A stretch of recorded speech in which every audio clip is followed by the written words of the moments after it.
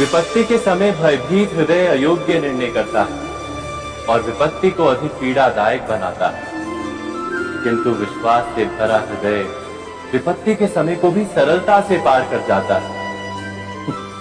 अर्थात जिस कारण से मनुष्य हृदय में भय को स्थान देता है, भय ठीक उससे विपरीत कार्य करता है। क्या ये सत्य नहीं? स्वयं विचार कीजिए।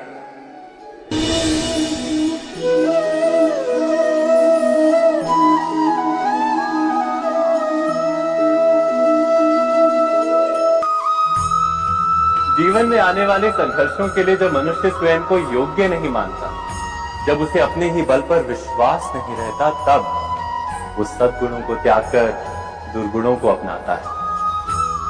वस्तुतः मनुष्य के जीवन में दुर्जनता जन्म ही तब लेती है जब उसके अंतर में आत्मविश्वास नहीं होता। आत्मविश्वास ही अच्छाई को धारण करता है। ये आत्मविश्वास है क्या? जब मनुष्य ये मानता है कि जीवन का संघर्ष उसे दुर्बल बनाता है, तो उसे अपने ऊपर विश्वास नहीं रहता। वो संघर्ष के पार जाने के बदले संघर्ष से छूटने के उपाय ढूंढने लगता है। किंतु जब वो ये समझता है कि ये संघर्ष उसे अधिक शक्तिशाली बनाते हैं, ठीक जैसे व्यायाम करने से देह की शक्ति बढ़ती है, तो प्रत्येक संघर्ष के साथ उसका उत्साह बढ़ता है।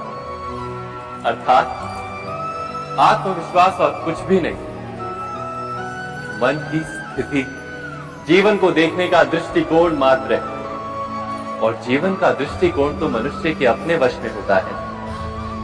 स्वयं विचार कीजिए।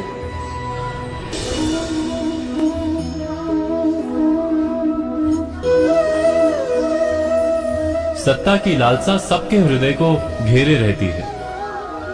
प्रत्येक व्यक्ति अपना एक राष्ट्र निर्मित करने का प्रयत्न अवश्य करता है। फिर वो राष्ट्र कुरु राष्ट्र की भांति बहुत बड़ा हो या फिर अपने परिवार तक सीमित हो, वो सत्ता प्राप्त करने का प्रयास अवश्य करता है।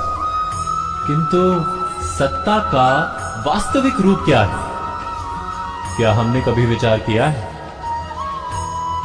एक मनुष्य जितने अधिक लोगों के जीवन को प्रभावित कर सके, जितने अधिक लोगों के जीवन की स्वतंत्रता पर अंकुश रख सके, उतनी ही अधिक सत्ता का अनुभव करता है वो। सत्ता का वास्तविक रूप ही है अन्य के जीवन पर स्वयं का प्रभाव। किंतु क्या वास्तविक प्रभाव प्रेम, दया, करुणा और धर्म से निर्मित नहीं होता? जब भी मनुष्य कठोरता और अधर्म से सत्ता प्राप्त करने का प्रयत्न करता है, तब वो दूसरों के हृदय में विरोध अथवा विद्रोह को जन्म देता है। और परिणाम कुछ इस प्रकार। हाँ, कुछ समय के लिए वो स्वयं को प्रभावी और शक्तिशाली अवश्य पाता है, किंतु वो वास्तविक सत्ता नहीं।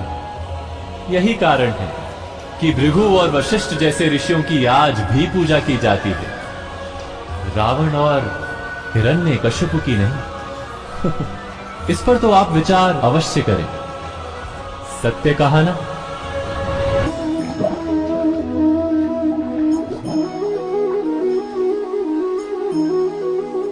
इस संसार में आने वाला प्रत्येक बालक संपूर्णतः संस्कार रहित होता है। उसके अंतर पर ना किसी अच्छे संस्कार के चिन्ह अंकित होते हैं, ना ही बुरे संस्कार के। अर्थात जन्म से बालक में ना कोई गुण होता है और ना ही कोई दोष। तो ये दोष अथवा गुण किस प्रकार प्राप्त होते हैं? क्या हमने कभी विचार किया है? जो बात माता पिता के मुख से निरंतर सुनी जाती है, वही बात उनकी संतानों के हृदय का संस्कार बनती है। जैसे किसी गांव में नदी तट तक एक पगडंडी बन जाती है केवल उस मार्ग पर बार बार चलने के कारण। अर्थात माता पिता के हृदय की इच्छाएं उनकी संतानों के हृदय का दोष अथवा गुण बनकर जन्म लेती हैं। क्या ये सत्य नहीं?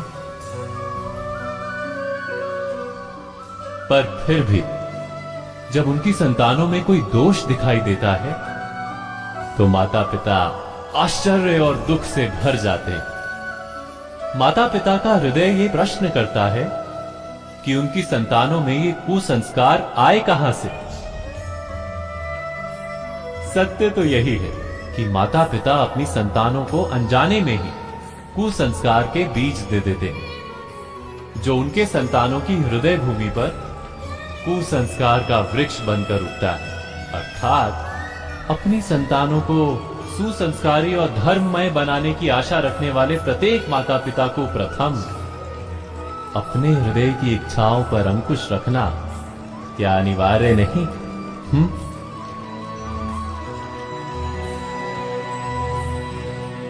प्रत्येक माता पिता इस पर विचार अवश्य कीजिएगा।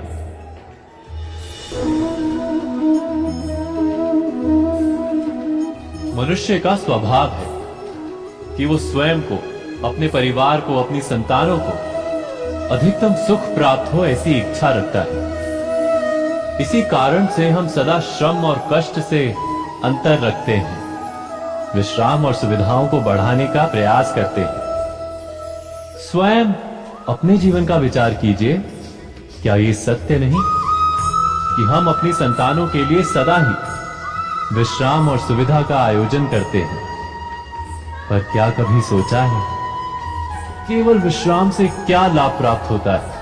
केवल सुख और सुविधा जिन्हें प्राप्त हो उनका जीवन कैसा होता है?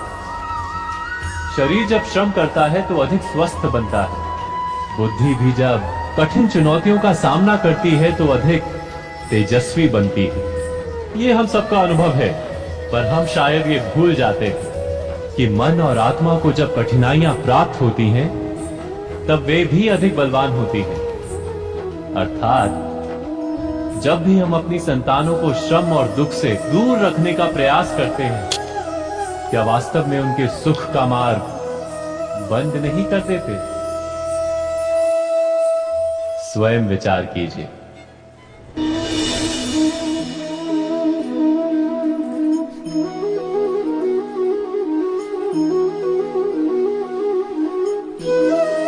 ज्ञान प्राप्ति सदा ही समर्पण से होती है, यह हम सब जानते हैं। किंतु समर्पण का वास्तविक महत्व क्या है? क्या हमने कभी विचार किया? मनुष्य का मन सदा ही ज्ञान प्राप्ति में विभिन्न बाधाओं को उत्पन्न करता है। कभी किसी अन्य विद्यार्थी से ईर्ष्या हो जाती है, कभी पढ़ाए हुए पाठों पर संदेह जमता है, और कभी गुरु द्वारा दिया गया दंड मन को अहंकार से भर देता है। नहीं, क्या ऐसा नहीं होता? न जाने कैसे कैसे विचार मन को भटकाते हैं, और मन की इसी अयोग्य स्थिति के कारण हम ज्ञान प्राप्त नहीं कर पाते। मन की योग्य स्थिति केवल समर्पण से निर्मित होती है। समर्पण मनुष्य के अहंकार का नाश करता है, ईर्ष्या, महत्वाकांक्षा आदि भावनाओं को दूर कर हृदय को शांत करता है और मन को एकाग्र करता है। वास्तव में ईश्वर की सृष्टि में ना ज्ञान की मर्यादा है, ना ज्ञानियों की। गुरु दत्तात्रेय ने तो गाय और श्वान से भी ज्ञान प्राप्त कर लिया था। अर्थात विषय ब्रह्म ज्ञान का हो, या जीवन के ज्ञान का, या गुरुकुल में प्राप्त होने वाले ज्ञान का, उसकी प्राप्ति के लिए गुरु से अधिक महत्व है उस गुरु के प्रति हमारा समर्पण। क्या ये सत्य नहीं? स्वयं विचार कीजिए।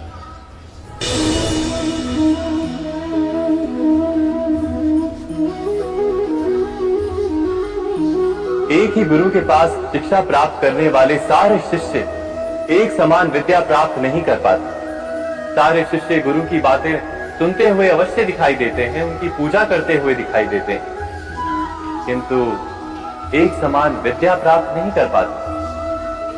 क्या कभी विचार किया है ऐसा क्यों होता है? सत्य तो यह है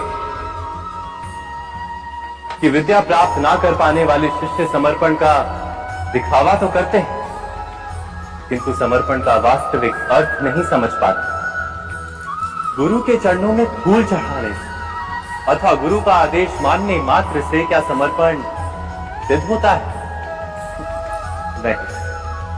समर्पण का वास्तविक अर्थ है जब गुरु के प्रति मन में कोई संदेह ना रहे, गुरु के मुख से आदेश निकले, उससे पूर्व शिष्य उस कार्य को पूरा करे।